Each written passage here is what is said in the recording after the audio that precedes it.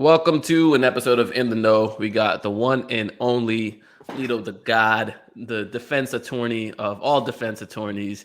We're here to talk big men, some Pelicans basketball, trade rumors, all that good stuff. Tune in.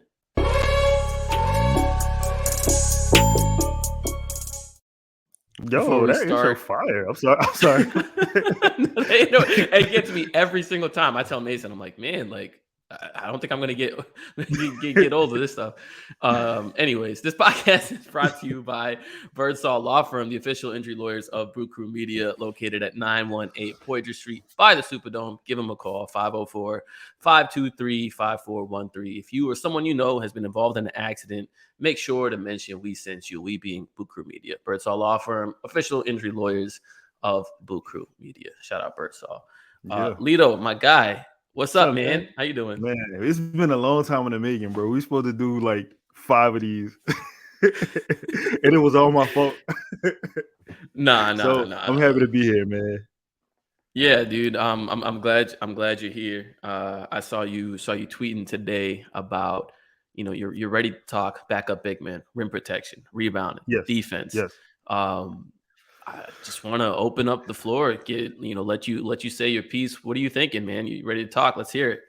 Man, so let me tell you what started this. It started because I think the game against the Celtics, we were rebounded 50-33.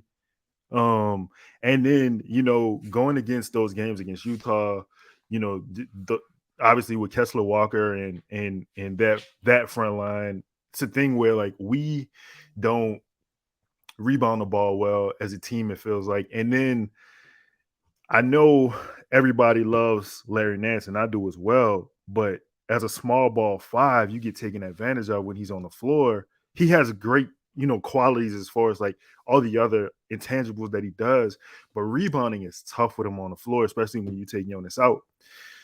But let me say this. The reason why I said that, I know people aren't happy with Jonas as far as like his style of play. I see the fan base, like they want a new center, they want this, they want that. And I really feel like it's one thing. Let me just get my sign. It's one thing that we all have to understand here, right? The Pelicans do not use their big men correctly. So what I mean by that is the game against the Celtics. I think Jonas started the game out with 9 in the first quarter. Didn't get the ball again till maybe the end of the third quarter. Got a touch. He had Jason Tatum on him and Jaylen Brown on him for a lot of those minutes. Didn't even get a look. And what I want people to realize is that I know people have preferred players that they want to add to this team. Willie Green comes from a coaching tree in Golden State where they do not use bigs like that.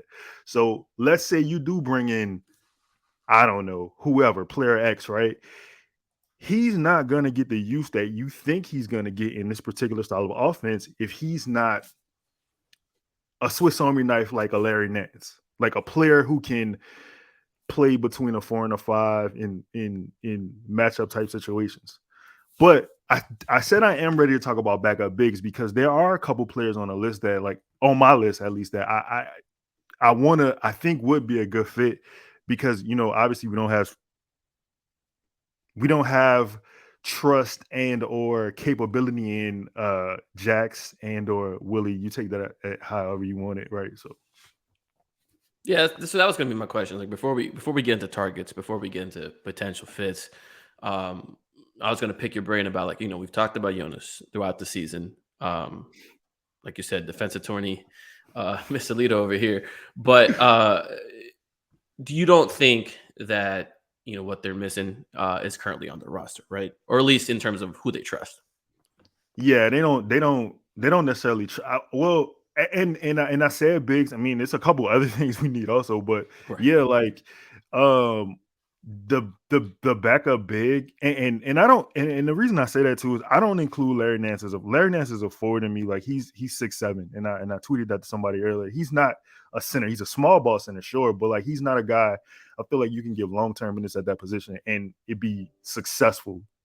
No, the backup center is not on this roster. Willie does not trust Billy for whatever reason, even though when Billy does come in the game, I mean, it's a double-double every time. And I know the defensive side of the floor is the thing that he tends to struggle with. And I think, I've been saying this for a year, man. Like the Jax experiment, like I know people thought it was an uprising. It was a phoenix rising from the ashes for the last week or two. But I think that is over, and we need to wash our hands with it and just move on. Yeah, I think I'm with you. Mason and I, when we do our shows, we actually did a show on some big men early in the year, and we've covered a lot of the same points in terms of, hey, you have Jonas. They seem to view him as an accessory rather than a focal point. Yep.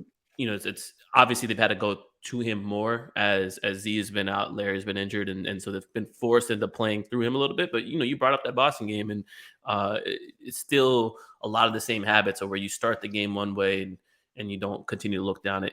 And to be fair, like it is tougher. Teams do adjust. They know like, hey, we rather let CJ and all the wings beat us with jumpers rather than Jonas let us beat us in the paint. And that's tougher with BI and Zia to take that attention away. But it still has to be more of a concerted effort because we didn't really see that when those guys were healthy either. And Right. with regards to Jackson and Larry, I think they play a similar role. You can play them as small fives. They look okay at the four depending on the matchup. But really, what I think like what you miss when you go small with them is the shooting. You don't really have the advantage of going five out. Larry Nance, he hasn't been himself because of injuries.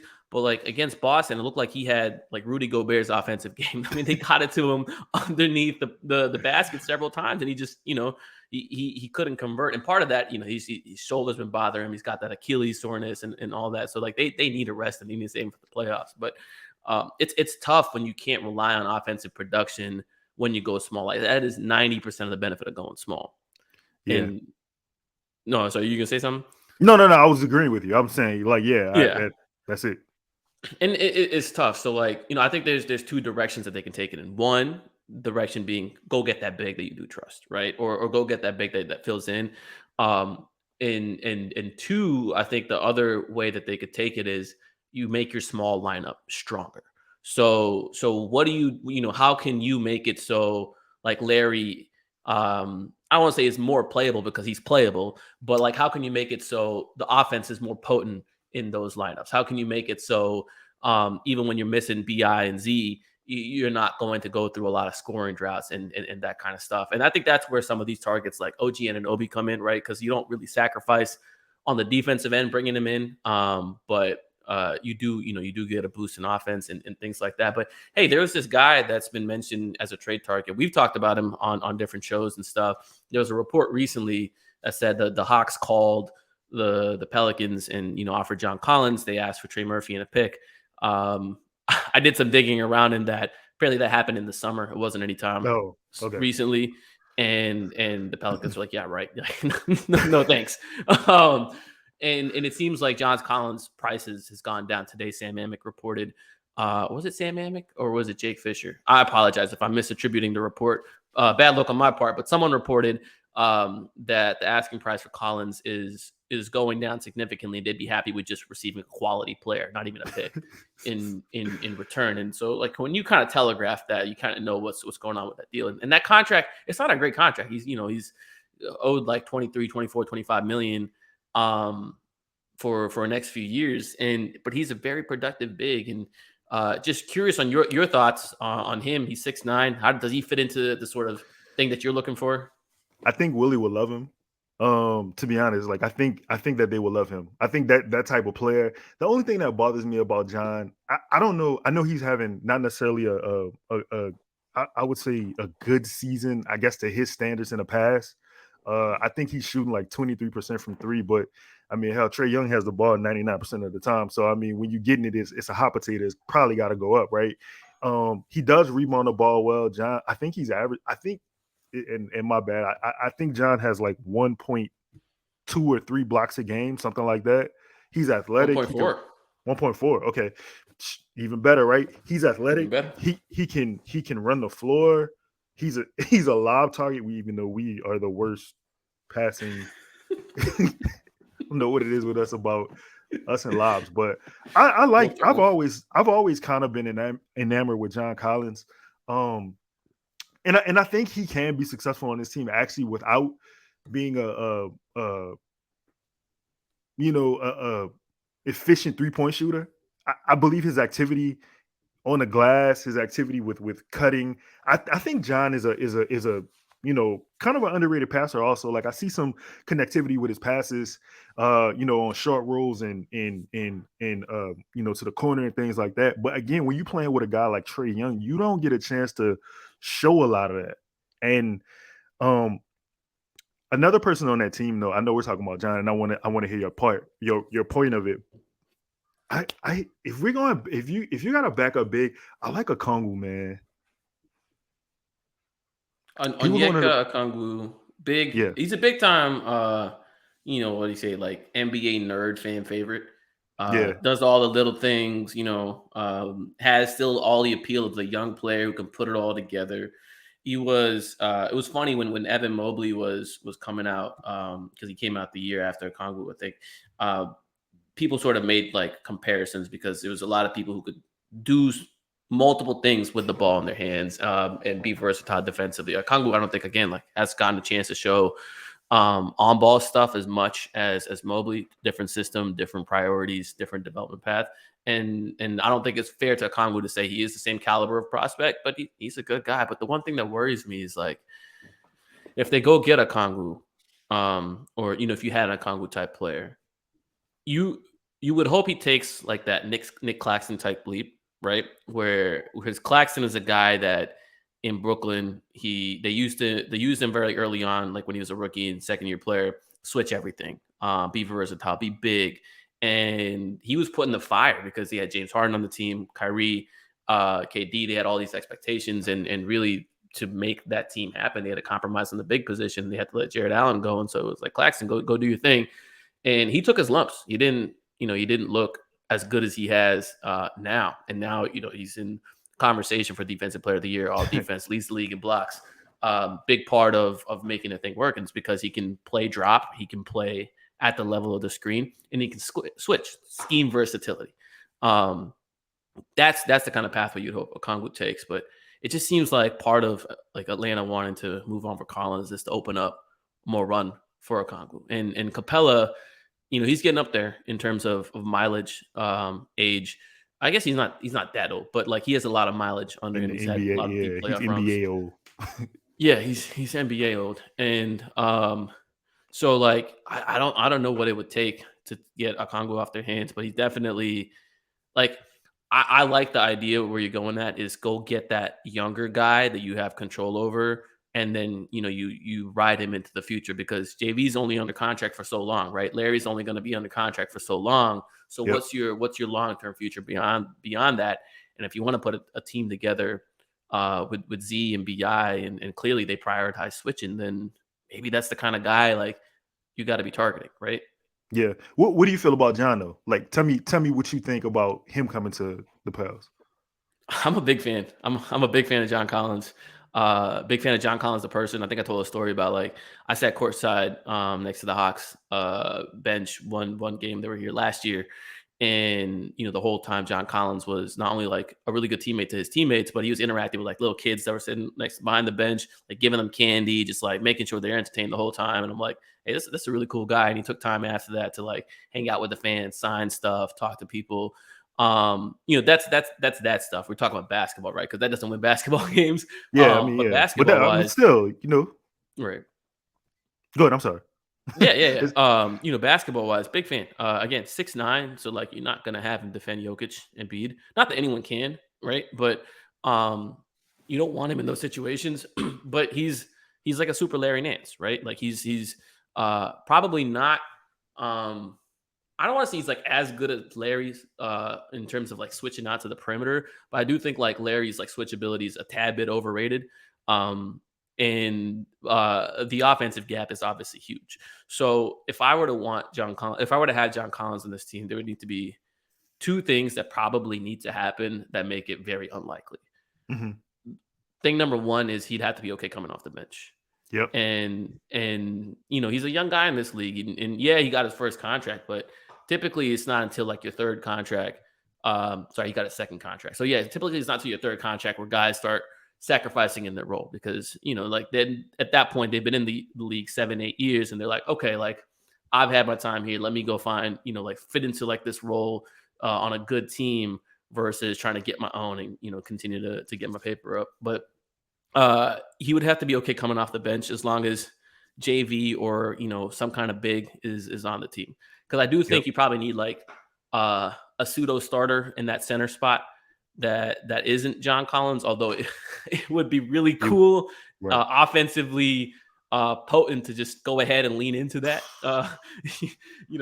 This team probably gets out rebounded on a night to night basis. But you know what? I would think if they were completely healthy, you start John Collins, you could be an average defensive team. And so I think the idea of being average, not defensive, a rebounding team, defensive rebounding team. And the idea of being average scares me a little bit because, like, I look at them, I'm like, oh, they need to improve on the rebounding. And then you look at them, they're like fifth.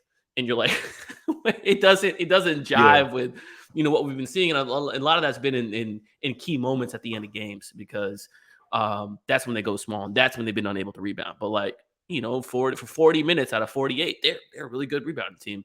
So I'm curious what that would look like if you just start John Collins. Like, would they be 15th? Would that scare me? Probably. But would their offense be like ridiculously good?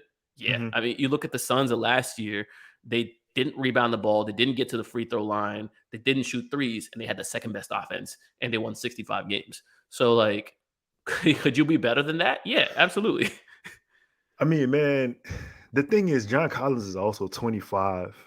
hmm He's so young. You're still time. I mean, I don't think his ceiling is particularly capped yet, right? And like I said, I don't think with the style that they play with who's on that team, I don't think you've seen the best of him yet. I think there could be another level to him. And who wouldn't want a John the Baptist and a Larry the Baptist on a team? I'm just Well, saying, that was going to be man. my other thing. That was going to be my other thing that makes it unlikely is if he was okay being the sixth man, then Larry Nance probably got to be involved in that deal. Yeah. Um, Probably got to be involved because one, that's probably who, in terms of like making the money work. They got other ways to make it work, but that's probably like the type of player like Atlanta wants right now in their locker, kind of as their backup big, to fill in, steer the ship a little. Same reason why we got Larry, for all the same reasons. That's probably why Atlanta wants him. But two, if you lean into John Collins, just straight up replacing Larry, being the Larry upgrade, he gives you, except in this time, instead of 28 minutes that Larry's giving you, he gives you 32, 33, and he closes every single game. I think that could be kind of scary. Like Larry gives you a lot, but I think you could still switch everything with John Collins out there. Maybe play a little bit more drop defense if you need to, because he's a good shot blocker, like you said. But why not? I mean, I just don't. Why not? Because like teams don't think that way. That's why not. But I think it'd be fun. Man, listen, I keep telling I've been on this for the past, I don't know, month or two, probably a little bit longer. I've said it to myself, just been saying it a lot out loud lately. Man, F them picks, man. F windows. Windows aren't real. Bro, windows aren't real. Like people look at this Make your own team, they window. look at the age. Right. Like what it's an illusion. Like, yes, you can see out of it, but like how far can you see? Right? Like you look at this team, you look at the youth on it and you think, oh man, this is the next 7 years. No, it doesn't go like that. Like when you have an opportunity, I feel like for the first time in my life, I can out loud say the Pelicans could go to the Western Conference Finals if they play this right, right? Like they can do it, but roster upgrades have to be made. Like I know everybody loves the team, they love the players on the team, but the thing is life in life, yo, you can always get better. And when you have the opportunity to get better, you should get better. I agree. I couldn't have said it better. I've been on that train since, I guess, always. It's like last year they started 1-12, 3-16. I said they should tank. I was like, just Yeah. cut your losses. Me too. Don't wear out Bi. Don't wear out JV, because my mindset is not that they should tank for any like nefarious purposes, but you want to continue to create opportunities to get star level players or just really good players, top Mhm. 50, top 25, those kind of players. At when you start 1-12, the best way to do it is to get that draft pick. You don't got to draft a guy with that necessarily, right? Like you have a top 5 pick. That's one of the most valuable trade assets. You can go to any team in the league and, have a conversation. You might not walk away with the player that you want, but it'll start a conversation. Be like, all right, we got this asset. What else can we do to get player XYZ? We just saw Donovan Mitchell get traded.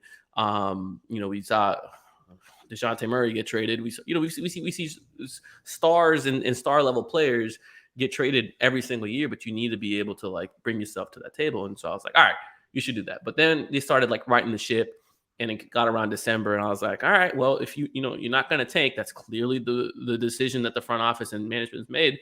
Then they need to become buyers. Then they need to go get De'Aaron Fox or CJ McCollum. That became the conversation, right? Mhm. So, and then a lot of it was met by can't trade Josh Hart, can't do this. You got the chemistry, you got all this. And it's like, I hear you, man, but like they've made the decision not to tank. And at that point, you got to then supplement your stars and be thinking about when Zion's coming back and who fits when he comes back and be ready to make moves. And they went and got CJ. And CJ, Mr. McCollum, has been playing like an all-star recently. Yep. Tweeted about it this morning. 27.7, so almost 28 points a game in the last 14 games. 6 assists, shooting 50% from 3 on 9 attempts a game. 50%, bro. That's Not crazy. that's crazy. Yeah, he's going crazy right there. And the more he shoots, the better we are. Like the more threes he shoots, you know what I'm saying? Like shoot, bro. Just keep shooting the threes. That's all I got. But I'm sorry, I didn't mean to cut you off. Get that mic out of here. Yeah, and that's what we were asking for early in the season. Like, when Z and Bi were healthy, we're like, bro, just you can't have these 3 threes or 4 3 nights. Like, you gotta start getting up to 9. And I think they're in a similar situation as last year, and in a better one. But in this time, you have a premium draft asset, which is a Lakers pick. You don't know how where the value of it's going to be, because they're probably a team that is looking to make moves as well. They're right on the cusp of that playing situation. LeBron's playing out of his mind. You don't know how Yeah. long they can keep it up, but some team's going to be able to talk themselves into, well, they're LeBron injury away from sliding back down to 6 or sliding back down to 7. I think as long as you protect that thing, top 2, top 3, top 4, whatever, as long as you're in that Wemby protection range, you'll be all right. You'll be all right. And you go get a guy that really fits your timeline. I guess I'm not like concerned about the timeline as much. He Mhm. needs to fit my contractual timeline. So the Mhm. contractual Mhm. timeline I'm looking at is like the next two-ish years, because Z's extension kicks in, Brandon Ingram becomes extension eligible, and that's probably like the best years you're getting out of CJ. And so like that's, if I want to maximize that, then I'm looking at the next 2 years. I'm not concerned about what draft pick is going to develop in 4 years from now. I mean, I am, right. If it's Wemby and Scoot, sure. Yeah. And if they end up drafting a rookie, great. But this front office has been proven to draft players in the second round, outside the second round, undrafted, that have first round level talent.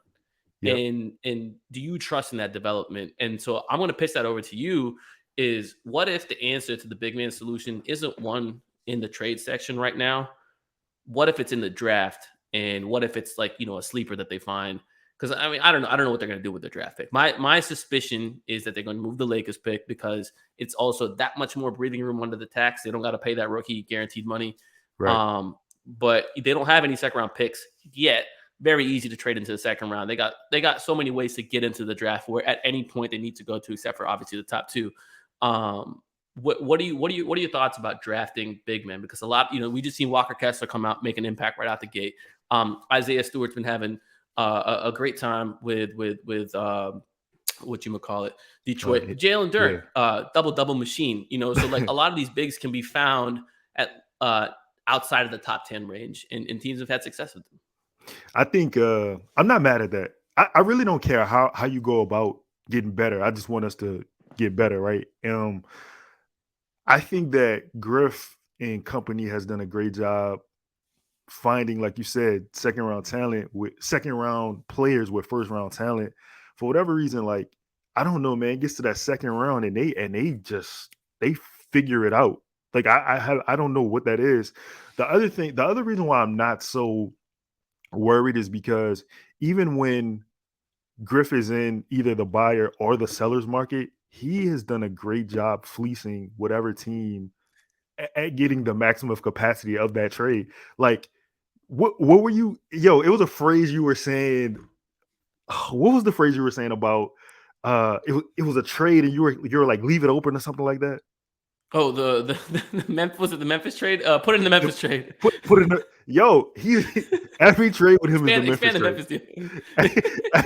Every trade with him is that, bro. Like he somehow like he'll trade the player.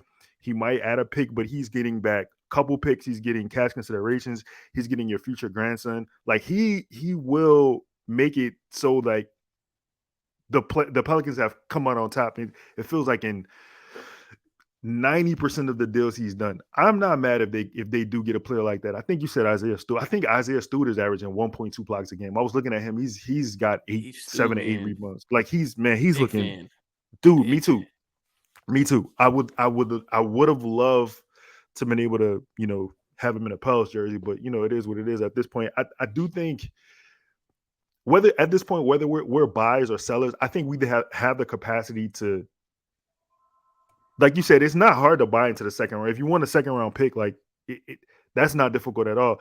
And they're the thing I don't think that people are understanding when I say F those picks is like you said, at some point, either you have to draft a player, right? And you have to create a roster spot.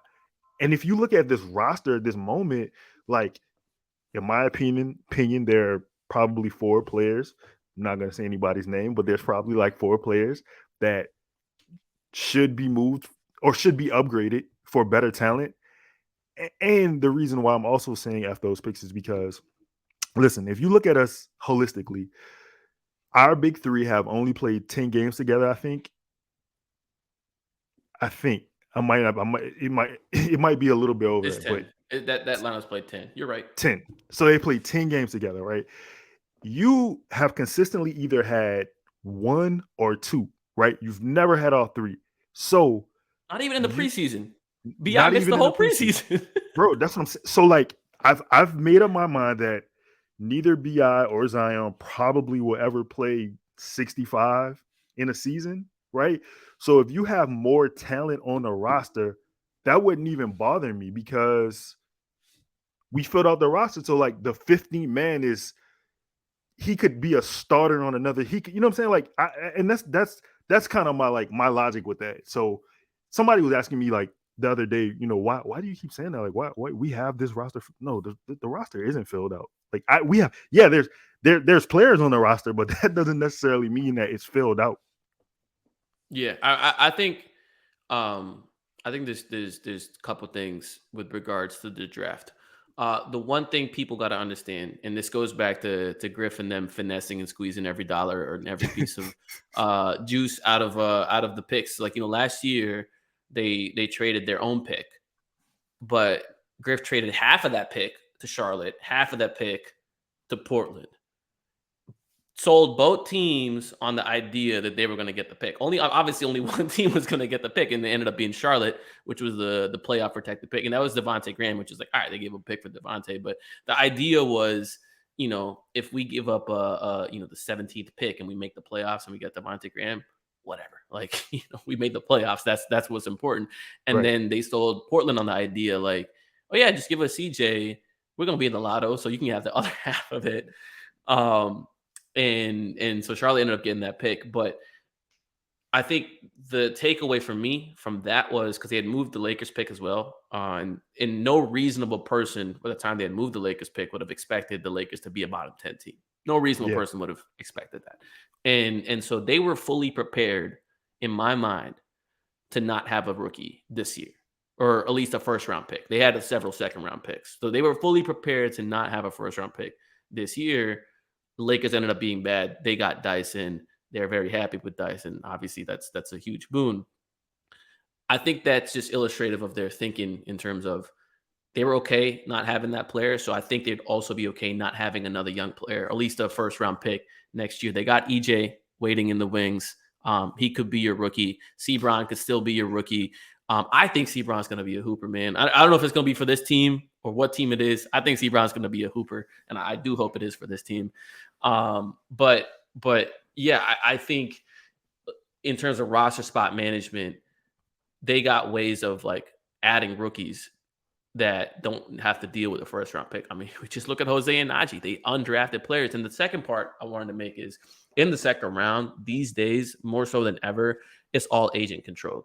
And because of the introduction of two-way contracts, picks that are like from 30 to 35, maybe 40, will get the Sam Hinkie specials where it's like you get 1 year of guaranteed money and then 3 years of unguaranteed money with team options and all that kind of stuff. But it's a nice check. But everyone beyond that, all teams are offering are two-way contracts. And if everyone's offering a two-way contract, then what agents do, and they do a masterful job, is they're just negotiating with the teams directly. And they're steering their clients to the destination they want to go. That's why you see some of these players go undrafted. Sebron could have been picked at any point between, like 40 and 60 when, that 20 pick range. But agents are driving their players to that location, and they're completely okay going undrafted because all they're going to get is a two-way anyway. Right. And sometimes when you go drafted, you get stashed and you don't get that money. And so if they're like, all right, we're okay giving up, not hearing our name get called, but it means we get that contract and we get the two-way, we're okay with that. And so it's very clear to me that the Pelicans have good relationships with agents. They have a good scouting team led by, assistant GM Bryson Graham, done an incredible job there. Trajan Langton's a big part of that. Dude, they got Carlo Matkovic stashed. Yeah, man. Could he be the big man? He's bouncy, block shots. Dude, I've been watching. He played a game a couple weeks ago, and like he had a reverse through the lane. Like he literally jumped from inside the free throw line, and please come home, man. Please. So the point being is they got multiple avenues to add young talent, and they will. They always will. What they don't have is free agency power, and they don't have cap space. So free agency power don't matter if you don't got cap space, and you won't. Now that Z's extension's kicking in, CJ's locked up, BI's locked up, you're not going to have cap space, and you don't need it. Mm-hmm. What you need is tradable salary and assets to go get the guys that you were otherwise unable to find. And whatever they decide in terms of skill set, whether it's a big man, whether it's more shooting, whether it's a wing upgrade, I do think, and I think you and I agreement here is like that move should come sooner rather than later. Yes.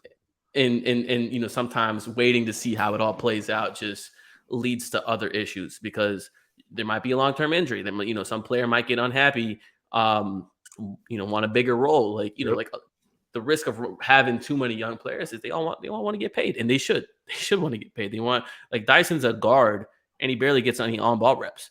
We already heard about Ben Matherin's camp not wanting to come to New Orleans because they figured he wouldn't start and get minutes, and B, he wouldn't get the ball like that.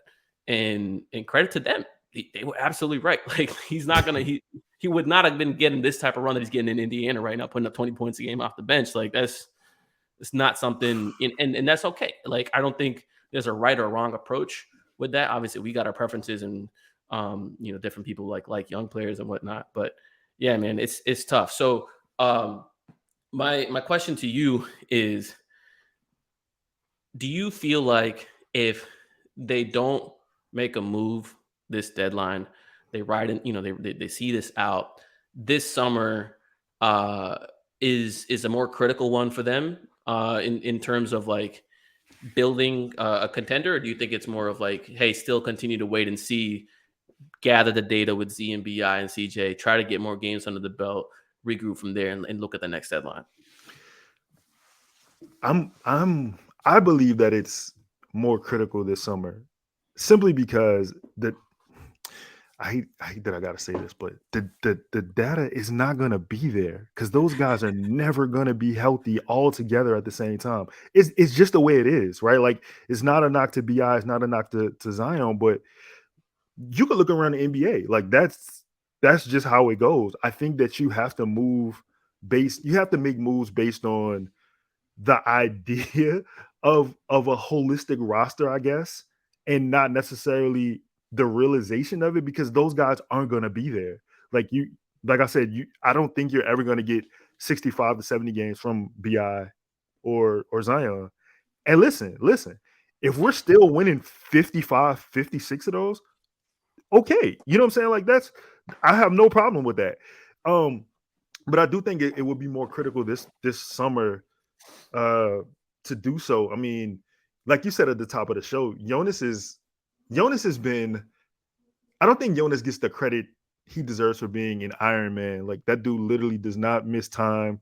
He does not take plays off. He doesn't, like he shows up to work. And I'm sure there's games where they've told him, Jonas, nah, you're not playing today. And he's like, no, no, I'm gonna play. Right. I'm playing. I'm gonna play. It's what I do. And I think that next year he is a year older. He may start. You might. I mean, he doesn't have a lot of steps to lose. He's not like a quick player, but you know what I'm saying. Like it is certain instances he's not going to be able to. He's going to lose the things that he has. I do think you have to start looking towards the future. I think you should. To be honest, Shamit, I think you should always be looking towards the future. Like I think you should always be thinking ahead. Like what is the next move? We were talking about uh well, let me say this too. Me and you were in summer league, and we were looking at Sebring, and like his first step, I'll never forget. I turned and I looked at you, and I was like, "Holy, yo!" Like I'm a huge Sebring fan. He won me over. I didn't know anything about him prior to going to summer league. Like he won me over right there that first game. And let me just say this too. EJ is a guy who, if he were healthy, I truly believe he would be getting minutes right now. Like Oh yeah. I really believe he'd be stealing somebody's minutes, bro. My lasting impression of him is him locking Paulo up. Like when they played, like he played him better than I've ever seen anybody else play. He has the body, he's handsy, and like he was the leading scorer of that Ohio State team. He was all around the best player on that team, right? And the last point is just that, like I keep saying, man, I think it is critical, and the bottom of your roster should always have turnover. Should always be, to me, like, I don't know, 11 to 15 or 12 to 15, however you see it. You should always be getting better at those positions. So yeah, like definitely keep looking towards the future, keep making upgrades. So I guess my final question is, which team out the West, and if there's a couple teams, that's okay too, scares you the most? And maybe scare is not the right word, but which one do Yeah. you think is the toughest matchup for the Pelicans? Utah, nah. I mean, shit. Right. 0-3 against Utah. Um, which team scares me the most? Or which team? Let me think. I think, bro, I'm gonna be honest with you. I keep saying this, and like people keep like writing me off. I know Golden State is not the same team that they were last year. I'm terrified of seeing them in the first round, though. I'm so that's the reason why like I keep pushing us to keep winning. And obviously, I don't think Golden State would. I don't think they're going to be in a position to be in a play. Well, I don't. You never know. But like they've been playing well lately. They've been playing a lot better. And now Steph is back. They scare me. They scare me because I know they don't have the same roster, but like they're the NBA champs. Like I just don't want a chance playoff Steph in a first round matchup. Right. I'm I'm not scared of I'm not scared of Memphis. I don't know. They just don't scare me.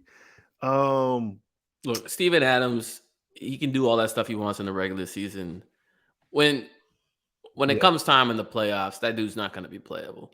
I think there might be times where Pelicans like let him off the hook. Like if you play Larry against him, like yeah, Larry can guard him, but Steven Adams going to get every single offensive rebound, man. Like you just going to let them off the hook if you go small against them like Like that. But you put some shooters out there, like yeah, like if you play it right, if you game plan right, Memphis shouldn't be that terrifying of a matchup. yeah, like I agree with you. And I do think like again, the Pelicans don't respect our big, so you don't even give your big a chance to attack him on the other side of it. So, Right. like, what do you want me to do? Well, he's been JV's just not been having a good time against Memphis, He and hasn't. part He of it, hasn't. part of it, I think, is though because they just put him in the pick and roll and get him into foul trouble. Like Ja just gets him into foul trouble every single game, and it's tough. And this is what And that's not just him. That's the Pelicans perimeter defenders. bro. Regardless of whatever center you had there, whatever center you put there, if you put him in a pick and roll with an elite point guard, what do you expect him to do? Right. You know what I'm saying? Like people point to the Phoenix series last year where Chris was tearing us apart on the pick and roll. You got a big man who's playing drop coverage. I got to make a decision if I'm gonna give Chris the midi, the floater, or he go drop it off to Aiden, who's not even really rolling. He's just picking popping, right? So like it's just tough. And you gotta As have long as he didn't cook Larry either. everybody got cooked. The Herb, roster got Jose, cooked. Larry, JV, 13 Yo, for 13. Everybody got buckets. the man ain't miss a shot. What do he want me to do? Like, bro, I don't know. Like, I don't know. Listen, that's a whole other argument. Because anytime I like can see, if I say anything about Jonas, people literally tweet me, well, he didn't have a good game last night. Like, bro, like, okay, I feel you. He didn't. But like I point at like things like this. Like I think he's this season he has either a 109 or a 110 defensive rating. And for what's around him, for what he has to do, I That's don't. top. That's still if your team had a 109, 110, that's top 10 defense in the league. And that's he's like second worst on the team, ironically behind Herb. Herb's the worst one. It's like Herb, Jonas, Bi, and those guys have played a lot of minutes with each other, so it contributes. But none of the Pels players, their like encore defensive rating, even their worst ones, is a bad team defense. It's a good one for this season. Offense is going crazy. Offense is going crazy, and that's the thing. Like you just said, they're. I mean, it's only 6 or 7 centers ahead of him. So I really do think we look at his style of play, and I'm not trying to like put a cape on for Jonas, but like he of course, like there are times where he is indecisive with the ball. He brings the ball down. Like he should attack quicker instead of surveying all the time. But like at the same time, the man needs reps. He needs touches. He got to feel included. To answer your question though about teams in the Western Conference, I mean, possibly. It's not like I'm scared of Denver. I'm scared of Jokic, right? Like I'm terrified of Jokic just because the man will give you 35, 15, and 18. And like I don't know what you do, especially if Jamal Murray is hitting, if Michael Porter, who, whatever, I'm not really a huge fan of, but if he's knocking down shots, like, I think Denver will present a matchup problem for us. If we're healthy, though, I think we can beat them. So I'm gonna just say I'm not scared of anybody. That's my final answer. That's a good answer. Obviously for Denver, we got Billy Hernangomez, the secret sauce, the Come on, the EuroLeague MVP, the real come on, MVP. come on, We're man. talking about 2-time, maybe 3-time MVP Jokic. Ain't got nothing on my boy Billy Hernangomez. But so when you look at those two teams, and you got to make, and you can have a different answer for both of them, but you got to Yeah. make one addition to the Pelicans, and that will make you even more confident in that matchup and less scared of that matchup. Who you adding, or what skill set are you adding if you don't got a player? I think, wow, that's a good question, Shamit. I think I really feel like my answer will be the same for both teams because of Golden State. You can't just, because of the way they play, you can't just sit on the ball. You got to make shots. Like shots have to be, a high volume of shots at that. I think you have to add more shooting, and you have to add a player who can be a Swiss Army knife type shooting, rebounding, or a player or two, right? Like who can. I mean, like when you get in the playoffs, like the everything shrinks, everything slows down.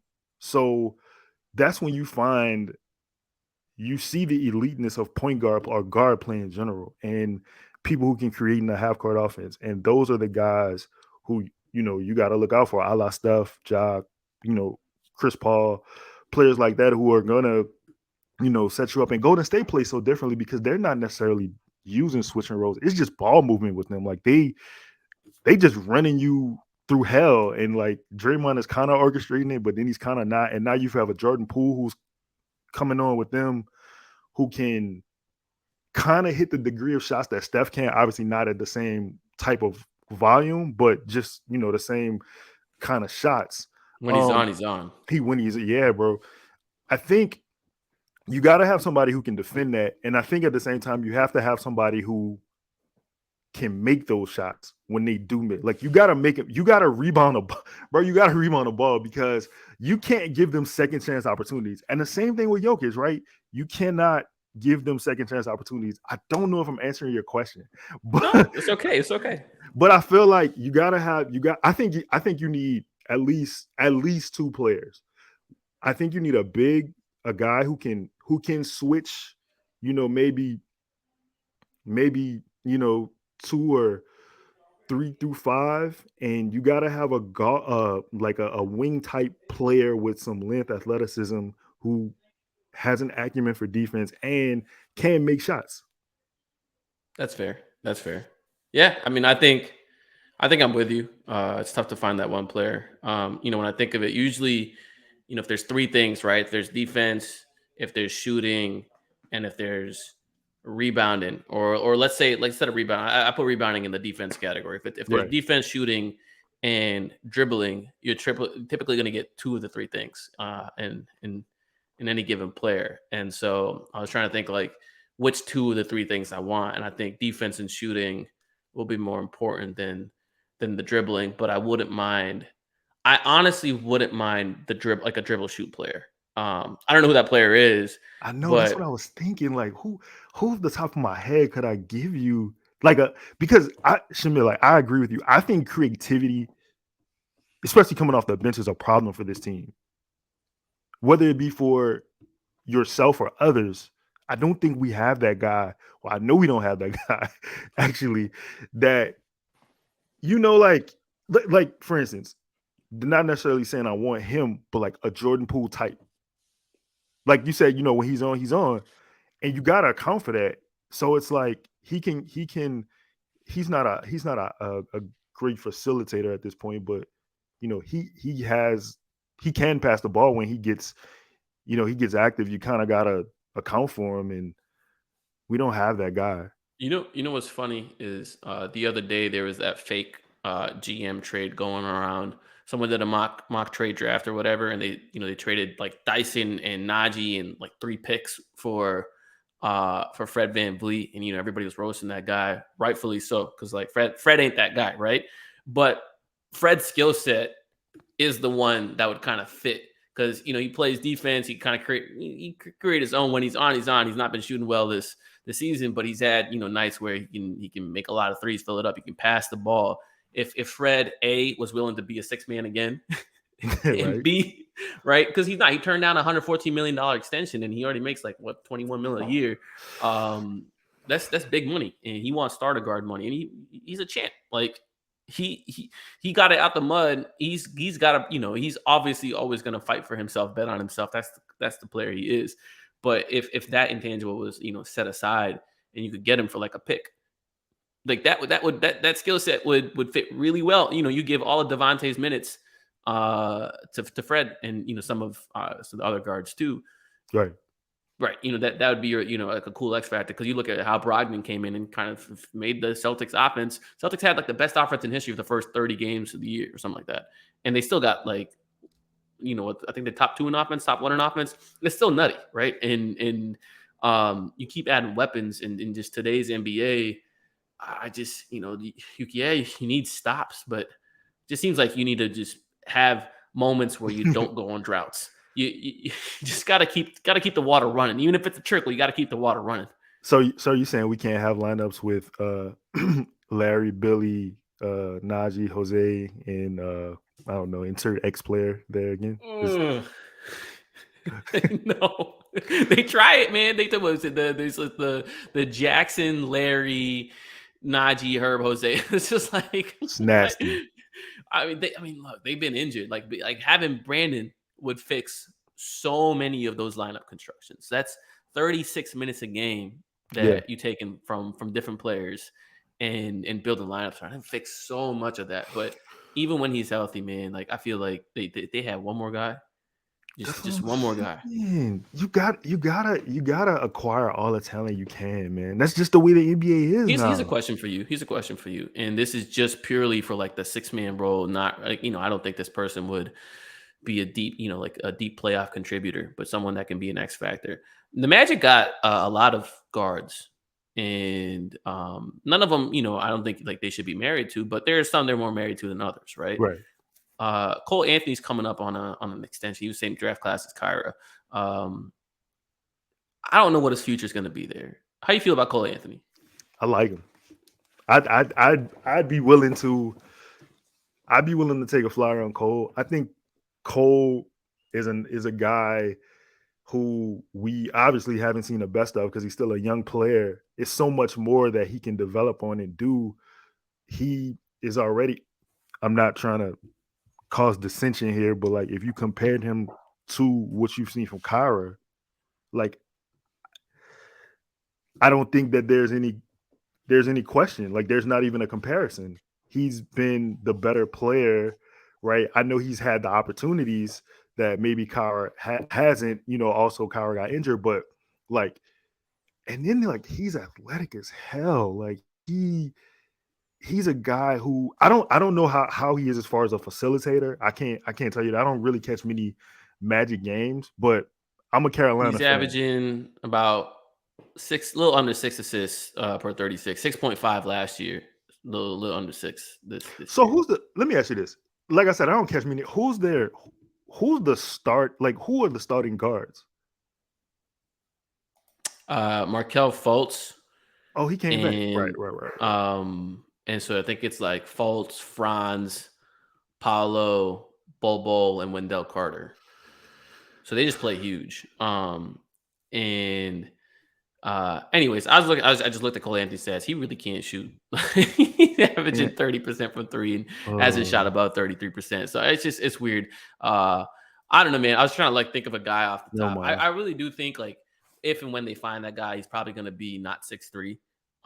that's the And that's the problem. Yeah. and that's why I keep going back to Boyan. I'm like, man, look, like we ask for all these things. He dribbles. He's not a passer because he doesn't need to be because he's just a bucket, but he can make some creative passes. He competes like hell on defense. I've seen this guy rise up against LeBron. I've seen him rise up against Kawhi. I've seen him take on the Luka challenge. He competes and he just gives you, I saw a stat. He's shooting 54% on no dribble jumpers. 54% on no dribble jumpers. That's crazy. That's crazy. Because usually like the dribble is the rhythm. And Right. hell, if he don't need the rhythm, like, man, bro, like there's so many players that I want. Like honestly, like I have a Christmas list of like guys that I'm interested in. Like he was he was on that list. There's like, like I said, there's certain holes in the roster where like I think you plug this guy here, you add this guy here. Like shooting is always a premium. Like shooting is a thing that you can never have, enough of. Look, I'm still on the Kevin Herter. Like I still want Kevin Herter. I'm He's never been gonna elite know. this season, man. He's been elite. He's been a Bro, perfect fit for Sacramento. I'm never gonna not want Right. even like I don't know, like I mean obviously Buddy is a guy who shoots a high volume. I think Buddy's like 38th all time in 3-pointers made, which is crazy. He's gonna go down as one of the best 3-point shooters in history. He already is. He's already. You look at Ray Allen's record, and that used to be that unreachable record, and Buddy's already like hit that number like multiple times. And it wasn't until Steph and Clay like bust past it, and then James Harden bust past it because he was taking a million threes a game. Yeah. But Buddy's been there every single year, and you're like, this guy is nuts. It's crazy. I don't know what made me look this up, but I think that with the tear CJ's been on, I just wanted to see where he ranked all time on 3-point. I think CJ is either 45th or 48, and Buddy was like 36th. And I was Yeah. like, yo, like that's insane. But yeah, like Buddy, like Luke Kennard, maybe like, man, Kevin Herter. Just come home. Just Kevin go Herter. give me Kevin Kevin Herter. Herter, Someone that's man. just capable, like, you don't you're not gonna like hurt when you play them on defense, right? Like Herter, like he's capable. Like Boyan, he's capable, but he's a little iffy, Yeah, but he's yeah. giving you buckets. That's the 6-man role. You're like, all right, I just gotta build around that fact. Same thing with Kennard. It's like, all right, I just kind of gotta build around that fact. But yeah, that's why, if they make a move this deadline, I think there's four guys. I think there's four guys to look at. Okay, I think Boyan's their top priority, okay. and OG, Boyan and OG, you know. Um, but all the reporting right now seems to be like neither of those teams want to move off those guys unless it's a lot, being offered. And then I think Gary Trent and then Malik Beasley. I think there's four I guys was they're looking just at. about to ask you about Malik Beasley. That's crazy. You know what's crazy about Malik Beasley? Look at his stats from the corner. I think he's like 44% from the corner. And he just obviously he's taken a lot and it just has been a good shooter this season, period. But the Pelicans don't have a dead eye corner shooter. Like think about all the corner threes that they generate, Hmm. and how many of those guys just pass up that shot. They just like pump fake it, put the ball on the floor. Yeah, They're yeah. afraid to take that shot. Yeah, I've been a Malik Beasley fan for a while. I liked them in Minnesota. I thought they were. I mean, I think the whole Gobert trade was crazy though. So I don't know. I don't know what it was. I literally tweet every Crazy. couple of weeks. I literally say that there's a team in the NBA that thought Rudy Gobert was the missing piece, and and that's still just crazy to me. But yeah, like I love Malik. I love what he can bring. He can he can bring it on the other floor too. Like he'll give you effort on defense. I like Max Strauss. I think he's a guy like who if you're just talking like strictly shooting, man, Max will catch fire. He will catch fire, and I think we'll see that in a day or two. So Max will catch fire. Yeah, the Heat are in a weird spot, man. It's funny because like if Duncan Robinson had like a year left on his contract, yeah, you'd want to bring him in and just give him some of those minutes. And, he's not going to be a playoff player. He's not going to be, but would I rather Duncan Robinson get those minutes than Devontae? Probably. That's a, I don't know, but it's tough. I was looking at Malik's stats, and this year he's low on the corner, but the past the past 3 years, it's been like 45%, 41%, 50%, 45%, 40%, and like I think it's like various stints, including like the midway trade point. So it's like, yeah, that's nice. let me ask you a question. What do you think about? I do love like I said, I do love Malik, but I'm looking at like as far what do you think about maybe like a Patrick Williams? You think with what's going on with Chicago, they'd be you know willing to part with him? Yes, they would be willing to. I do think they would want to only do it if they were getting a meaningful upgrade. So like I don't think they would do it for picks or Uh, salary plus picks. I think they're kind of committed to, hey, we got these two dudes we got to build around, we got to be good rather than accumulate assets. But the thing about Pat Williams is he's a guy that's going to need shots and development. It's just like adding that young guy who needs the usage, who isn't quite really a shooter yet, right.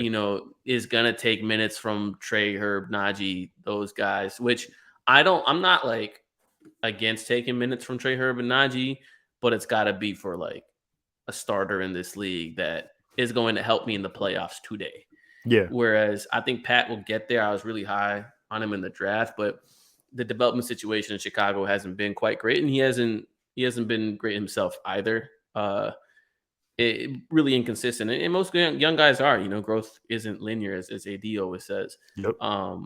It's I think it's just like you got Larry on the team, you got all these other guys in a similar position. It's tough for me to find like the usage that maximizes him as a player. Yeah. And I think what I'm looking for right now, more so than anything, is a guy that's at least made the playoffs before and has a little bit of experience at that level, which is tough. It's tough because like what kind of experience does Malik Beasley have in the playoffs? Not much, really.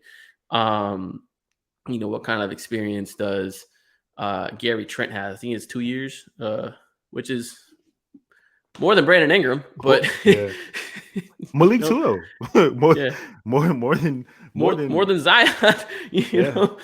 But that's kind of why, like, I want a guy that's sort of been there and he kind of knows his role and isn't gunning for the next contract or next shots. And I think the next contract stuff's going to be tough to come back because a lot of these guys that the Pels are going to target are going to be expirings and going to be dudes that are up for extension. So that's just always something they're going to have to weigh. But it'd be nice to get another vet in there Hmm. um, who, yeah, who's been there. Yeah, I mean, I was just only reason I asked about Pat is just because he's a curious, like as a prospect. I was like you said, I was high on him coming out of college. I feel like he has more than what he's shown, but with what they're doing and how they play, I don't think he gets a fair shake. And his development, as far as like the jumper too, has been a little bit it's been a little bit suspect. I think he only really shoots like two or three threes a game anyway. So it's not like he's even a volume shooter like that. Like If if you if put him I in Golden State in like the Kaminga role or like, around those shooters, he probably looks great. yeah, And there's certain teams that he probably looks like really good on that have high level creation or high level shooting that allow him to do his thing. But the Bulls got neither. They got high level self creation. right. Zach and DeMar can create for themselves, but And that's about it. they shoot a lot of twos, so it's hard Yeah. to, like Pat's not just Pat's just standing on the line, just waiting on a pass on them to kick it out. But I don't know, man. All in all, we got to do something. We we Gotta we do got something. we got to do We something. said this was gonna be 15 minutes and it's been an hour. I see So that. I think this is It's a that's a good good pod good thing though, to end it man. on. Gotta do something. I agree with you. If you guys have been following the pod, we're sponsored by DraftKings Sportsbook, the official sports betting partner of the NBA. New customers can bet just $5 on a pregame money line on any NBA team to win $150 in free Mm, bets if they do. Plus, you can combine for same game parlays and multiple bets. Just download the DraftKings app. Use the promo code BOOT as seen on your screen. That's BOOT. Place a $5 bet on a pregame money line and get $150 in free bets. That's promo code BOOT, BOOT. Must be 21 or older to qualify, but age varies by jurisdiction. If you got a gambling problem, please call 1-800-GAMBLER. That's 1-800-GAMBLER. I appreciate y'all for hanging out with us. Lito, my guy, long time in the making. We got to run this dude. back. Hey, I'm with it, bro. This was fun. Yeah, for sure, for sure. Thank you for your time, and hope you enjoy your weekend, man. Man, you too. You too. One more thing before we go. I want to say shout out to Andrew Smith for getting called up to Brooklyn today. I'm proud of you, man. All the hard work you've been putting in. I see you. Send us some money. Respect. See you.